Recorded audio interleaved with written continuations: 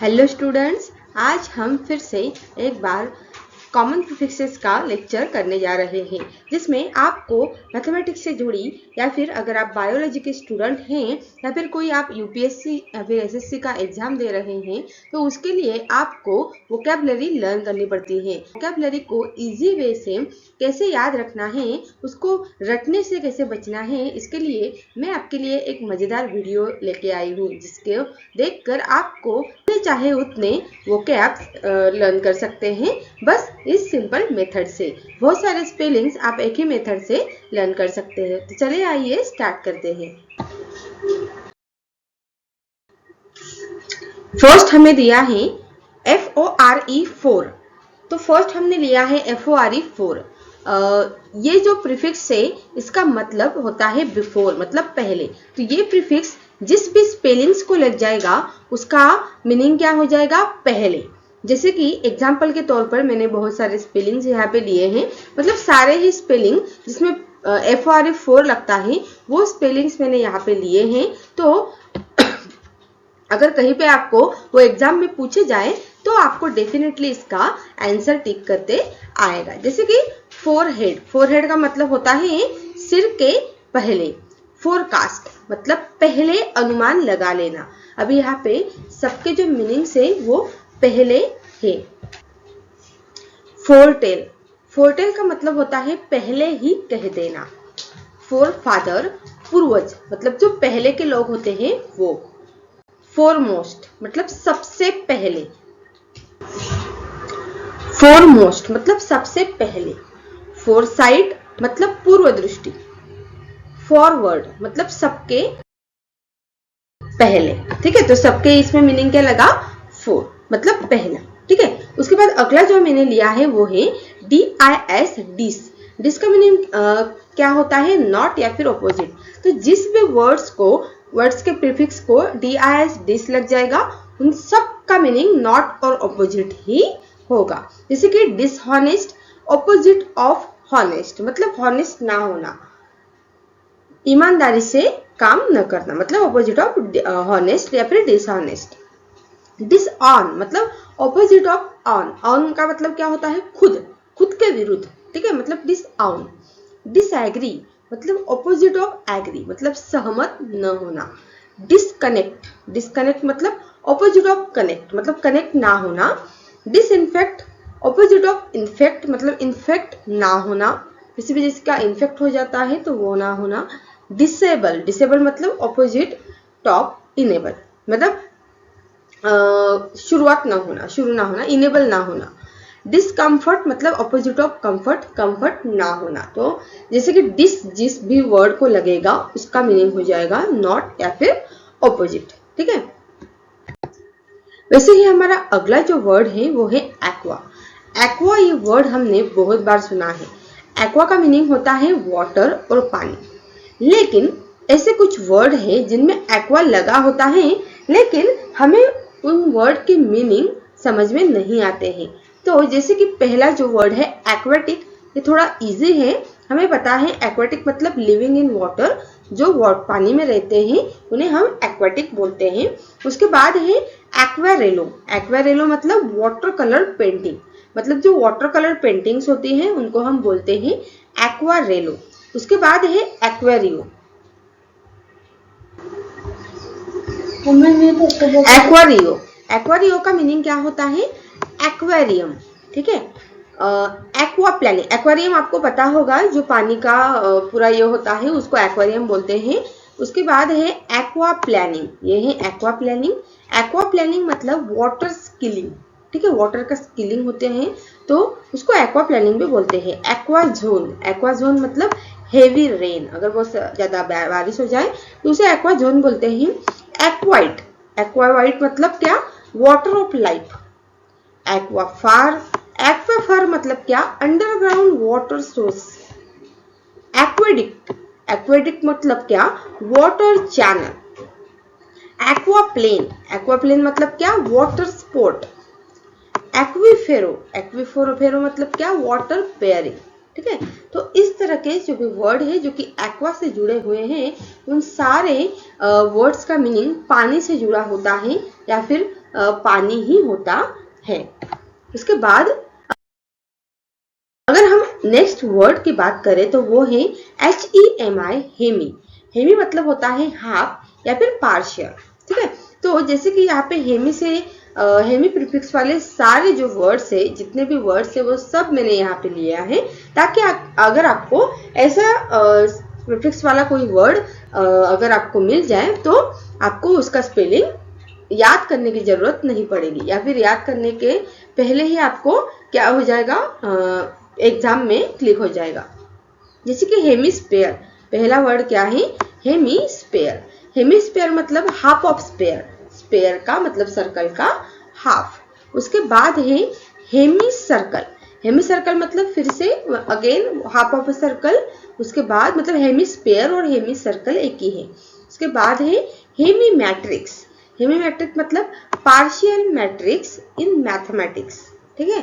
जो मैट्रिक्स जो हमें प्रॉब्लम्स होते हैं मैट्रिक्स के, तो हेमी मैट्रिक्स मतलब क्या, पार्शियल मैट्रिक्स इन मैथमेटिक्स। थोड़ा सा पार्ट जो है वो है मैट्रिक्स का मैथमेटिक्स में।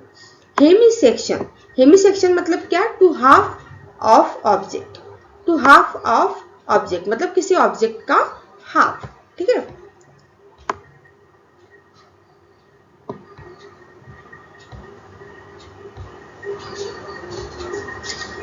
अगला जो है वो है हेमीप्लेजिया।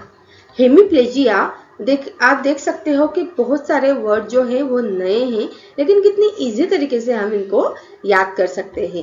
हेमीप्लेजिया मतलब क्या, paralysis affecting half side of the body. जिस भी व्यक्ति को पैरालिसिस होता है उसकी हाफ बॉडी क्या हो जाती है, पैरालिसिस से पैरालाइज हो जाती है। इसका मतलब क्या होता है, वो हेमीप्लेजिया उसे हुआ है। उसके बाद अगला जो है वो है हेमीसाइकल। हेमीसाइकल मतलब क्या, अ सेमी सर्कुलर स्ट्रक्चर और अरेंजमेंट, ठीक है। उसके बाद है हेमी पैरासाइट। हेमी पैरासाइट मतलब क्या, a plant that partially depends on another for nutrients. Hemi parasite ये जो है एक बायोलॉजिकल वर्ड है, जो कि उसे क्या बोलते हैं, प्लांट पार्शियली मतलब हाफ खुद पर डिपेंड होती है, खुद तो वो खाना बनाती ही है, लेकिन हाफ वो दूसरों को ऊपर डिपेंड होती है। जैसे कि हमें पता है प्लांट्स जो है वो न्यूट्रिएंट्स कहाँ से लेती है, सनरेज से और वाटर से, ठीक है। तो पार्शियली वो दूसरे के ऊपर भी डिपेंड होती है खाना बनाने के लिए, इसलिए उन्हें बायोलॉजी में हेमी पैरासाइट कहा जाता है, ठीक है। उसके बाद है हेमिक्रेनिया। हेमिक्रेनिया मतलब a condition causing pain on half side of the head. Head के हाफ मतलब हमारा जो सर होता है उसके हाफ साइड में हमें पेन होता है, तो ऐसे कंडीशंस को हेमिक्रेनिया कहा जाता है। हेमीहेड्रल, हेमीहेड्रल मतलब the crystal having half symmetrical faces. कोई क्रिस्टल है तो उसका हाफ जो फेसेस है वो सेम है, उसको हेमीहेड्रल कहा जाता है। उसके बाद है हेमीट्रोपिज्म। हेमीट्रोपिज्म मतलब पार्शियल ग्रोथ, ग्रोथ है मतलब वो आधी है, पार्शियल है, इसीलिए उसको हेमीट्रोपिज्म कहा जाता है। उसके बाद जो हमारा पहला जो वर्ड है हमारा यहाँ पे फॉर्मेशन। अभी फॉर्म FORM आप देख रहे होंगे कि येलो कलर के वर्ड में, येलो कलर के कलर में जितने भी मैंने फॉर्म ये आपको हाईलाइट करके दिखाए हैं, इसका मतलब ये है कि जिन भी वर्ड्स में, दुनिया के जितने भी वर्ड्स है फॉर्म से रिलेटेड, वो सब मैंने यहाँ पे लिए हैं। और अगर आपको कोई एग्जाम में फॉर्म ये वर्ड किसी वर्ड में आता है तो उससे रिलेटेड जो भी मीनिंग है वो आपको जल्दी क्लिक हो जाएगा, क्योंकि फॉर्म जिस भी वर्ड में लगता है उन सबका मीनिंग एक ही होता है, शेप या फिर स्ट्रक्चर। कैसे, तो वो हम देखते हैं। जैसे कि फॉर्मेशन, फॉर्मेशन मतलब द प्रोसेस ऑफ फॉर्मिंग और शेपिंग। शेपिंग या फिर किसी चीज का फॉर्म करने की प्रोसेस को हम क्या बोलते हैं, फॉर्मेशन बोलते हैं। उसके बाद है फॉर्म। फॉर्म मतलब हैविंग अ स्पेसिफिक शेप, किसी चीज को स्पेसिफिक शेप देना मतलब फॉर्म करना, ठीक है। उसके बाद है फॉर्मिंग। फॉर्मिंग मतलब क्या, शेपिंग समथिंग, इसका मीनिंग भी सेम है, शेपिंग समथिंग। फॉर्मल, फॉर्मल मतलब फॉलोइंग एन एस्टैब्लिश्ड स्ट्रक्चर, ठीक है, किसी स्ट्रक्चर को क्या करना, इस्टेब्लिश करना, फॉर्म करना मतलब या फिर फॉलो करना मतलब फॉर्मल, ठीक है। फॉर्मेलिटी, फॉर्मेलिटी का मतलब क्या होता है, अ स्ट्रक्चर्ड।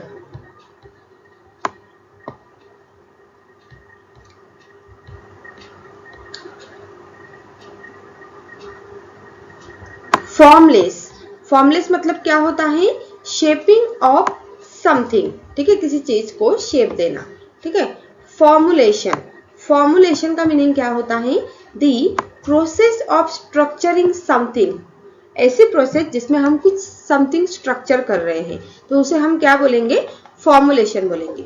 उसके बाद है रीफॉर्म, रीफॉर्म का मीनिंग क्या होता है, टू रीशेप, उसे क्या देना, एक शेप को फिर से रीशेप करना मतलब रीफॉर्म करना, ठीक है।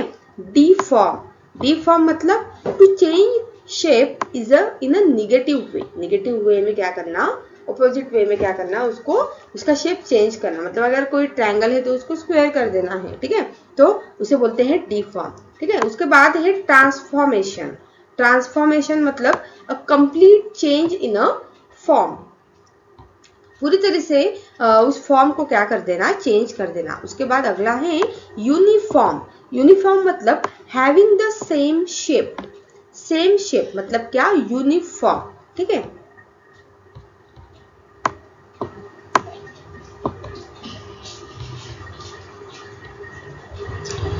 द नेक्स्ट कॉन्फर्म, कॉन्फर्म मतलब क्या होता है, टू मैच अ स्ट्रक्चर, किसी स्ट्रक्चर को मैच करना। अगला है इंफॉर्मेशन, इंफॉर्मेशन मतलब स्ट्रक्चर और ऑर्गेनाइज, किसी चीज को स्ट्रक्चर करना या फिर ऑर्गेनाइज करना।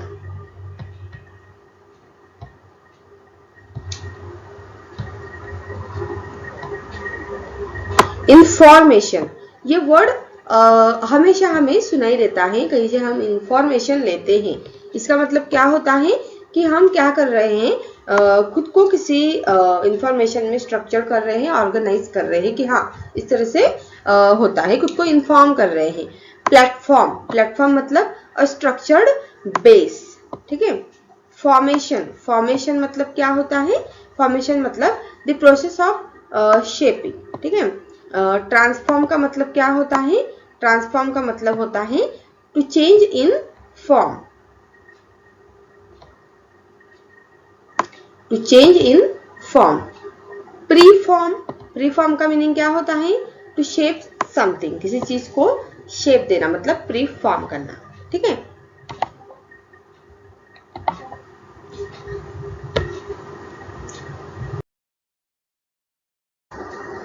तो यहाँ पे आप देख सकते हो हमारा जो अगला वर्ड है वो है एंथ्रोप।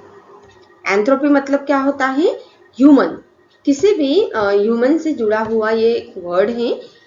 जैसे कि यहाँ पे एंथ्रोप के मैंने सारे लगभग वर्ड्स ले लिए हैं जिन वर्ड्स में एंथ्रोप लगता है, तो एंथ्रोप का मीनिंग होता है ह्यूमन। जैसे कि फर्स्ट वर्ड हमारा है एंथ्रोपोलॉजी, जिन भी वर्ड्स में एंथ्रोप लगेगा उसका मीनिंग ह्यूमन से जुड़ा हुआ हो जाएगा। ह्यूमन मतलब आपको पता है इंसान, तो एंथ्रोपोलॉजी मतलब स्टडी ऑफ ह्यूमंस, ठीक है, study of humans. Anthropocentric, anthropocentric मतलब viewing humans as the most important entity in the universe. Anthropoid, anthropoid मतलब resembling a human. My niece, here is your reminder. Anthropomorphic, anthropomorphic का मतलब क्या होता है, attributing human characteristics to non-human things. उसके बाद है philanthrope, philanthrope मतलब क्या, a person who loves humanity. मिसंथ्रोप, मिसंथ्रोप का मतलब क्या होता है, a person who dislike humanity. अभी आप देख सकते हो फिलैंथ्रोप मतलब ऐसा पर्सन जिसको ह्यूमैनिटी पसंद है, और मिसंथ्रोप मतलब ऐसा पर्सन जिसको ह्यूमैनिटी पसंद नहीं है।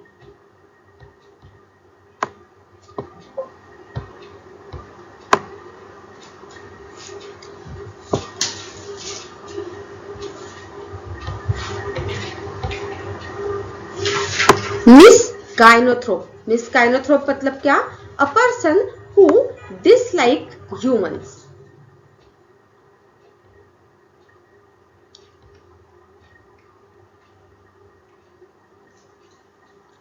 अगला है एंथ्रोपोजेनेसिस। एंथ्रोपोजेनेसिस मतलब the origin and development in humans, ठीक है। उसके बाद है एंथ्रोपोमेट्री। एंथ्रोपोमेट्री मतलब मेजरमेंट ऑफ ह्यूमंस। उसके बाद है एंथ्रोपोपैथी। एंथ्रोपोपैथी मतलब क्या होता है? एंथ्रोपोपैथी मतलब द एट्रीब्यूशन ऑफ ह्यूमंस, ठीक है। तो देखा आप लोगों ने, इस तरह से हमने क्या किया, इतने डिफिकल्ट वर्ड्स थे लेकिन कुछ ऐसा उनका रूट को पकड़ लिया और उस रूट के हिसाब से जितने भी वर्ड्स हैं उस रूट के मीनिंग से उन सारे वर्ड्स के मीनिंग हमने निकाल लिए। आपको एग्जाम में 4 ऑप्शन दिए होते हैं तो आप उससे क्या कर सकते हैं, गेस कर सकते हैं कि इस वर्ड का राइट मीनिंग यही है, या फिर आप इसको लर्न करके याद करके आप डेफिनेटली एक रूट पकड़ के बहुत सारे वर्ड्स उससे याद कर सकते हैं और अपने एग्जाम में वो उसका बहुत ज़्यादा बेनिफिट आपको होने वाला है। तो अगर आपको मेरा ये वीडियो अच्छा लगा और इसके अगला जो सेशन है वो अगर आपको चाहिए है तो वीडियो को लाइक और सब्सक्राइब जरूर कीजिए और मिलते हैं अगले वीडियो में। तब तक के लिए अपना ख्याल रखिए।